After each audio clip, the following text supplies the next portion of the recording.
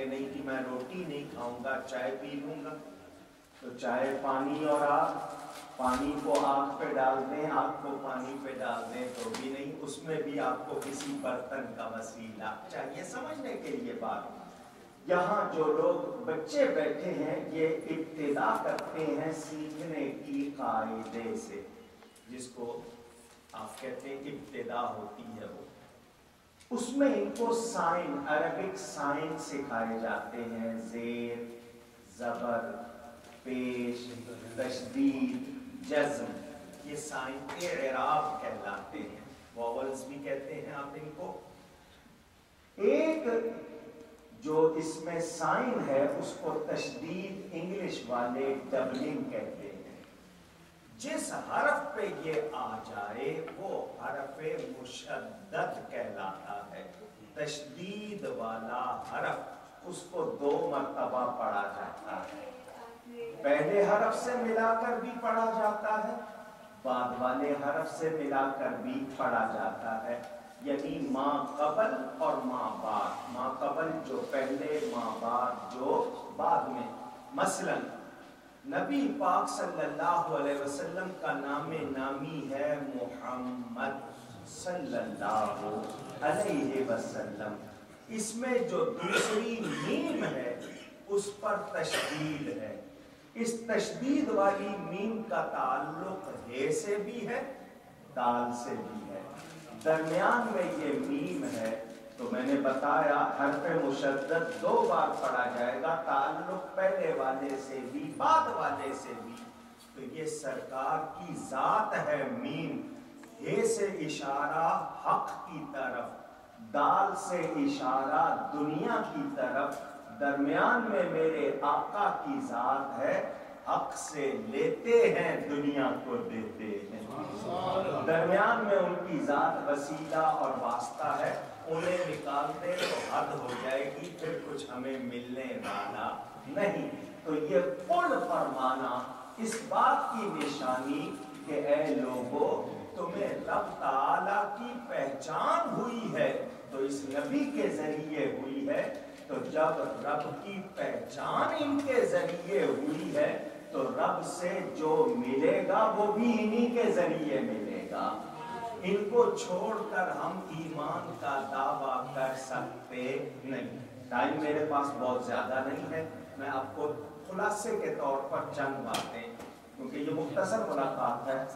اسلام ہمارا دین ہے، آپ سے میں کہنا چاہوں گا، آپ اس کو ریپیٹ کر دیں، اسلام ہمارا دین ہے۔ دین عربی کا لفظ قانون کو کہتے ہیں، مذہب راستے کو کہتے ہیں، یہ بھی عربی کا لفظ ہے، مذہب کے معنی راستہ، دین پر چلنے کا راستہ، مسلک ملانے والے راستے کو کہتے ہیں۔ دین قانون ہے، مذہب راستہ ہے، مسلک ملانے والا راستہ۔ اہل سنت کے 4 مذاہب ہیں، حنفی، شافعی، مالکی، حنبلی، یہ 4 مذاہب اہل سنت کے۔ ایک فقہ جعفری والے ہیں جو اثنا عشری یا شیعہ وغیرہ کہلاتے ہیں، ان کا الگ ہے۔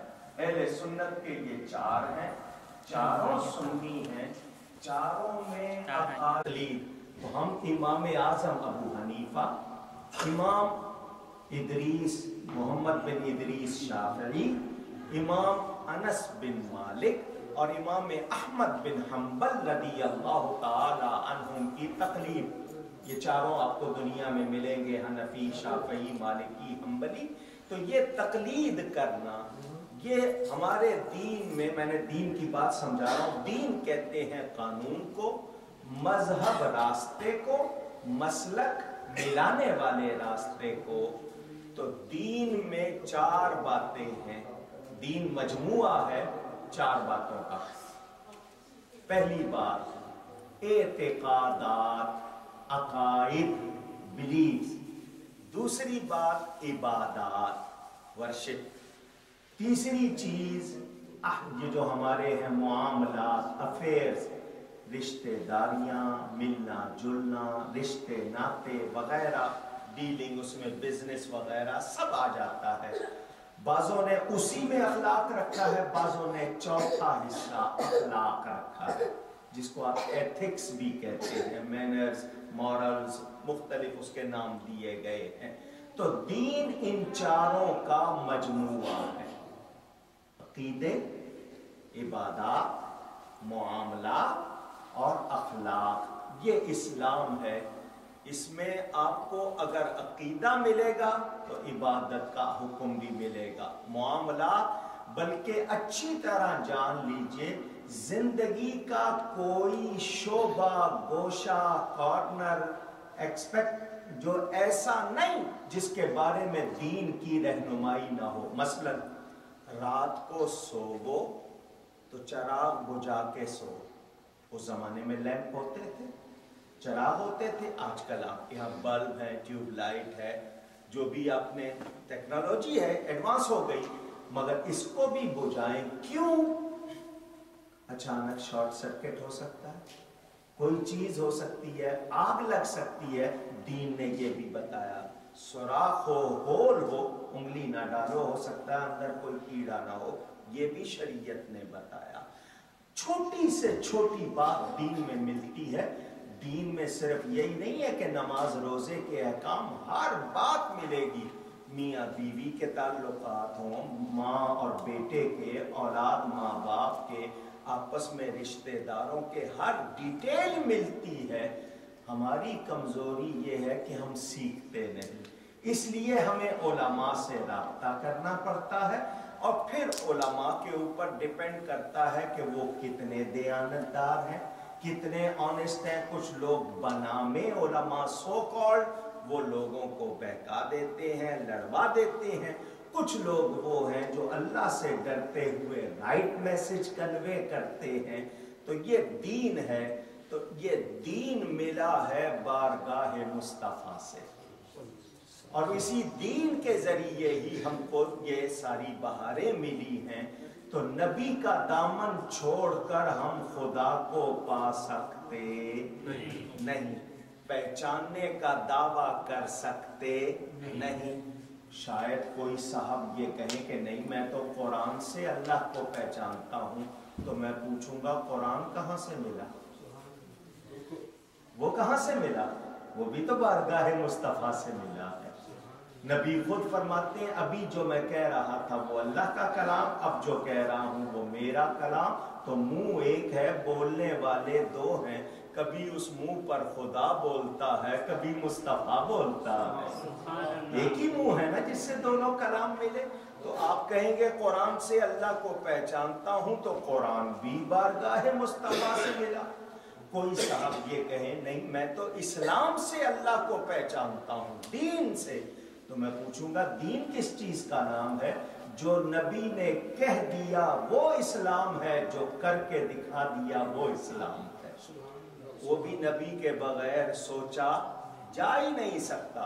ہو سکتا ہے کوئی کہے کہ نہیں میں تو یہ جو نیچر ہے، آسمان ہے، سورج ہے، چاند ہے، ستارے ہیں، زمین ہے، سمندر ہے، ہوا ہے، اس سے اللہ کو پہچانتا ہوں۔ تو اللہ خود فرماتا ہے اے حبیب آپ کو نہ بناتا تو میں کچھ بھی نہ بناتا۔ تو ہمیں تو یہ کائنات ملی ہے تو بھی نبی کے ذریعے اور صدقے۔ تو ایک جملہ میں اکثر کہا کرتا ہوں، ہمیں جس بارگاہ سے رب ملا ہے اسی بارگاہ سے سب ملا ہے۔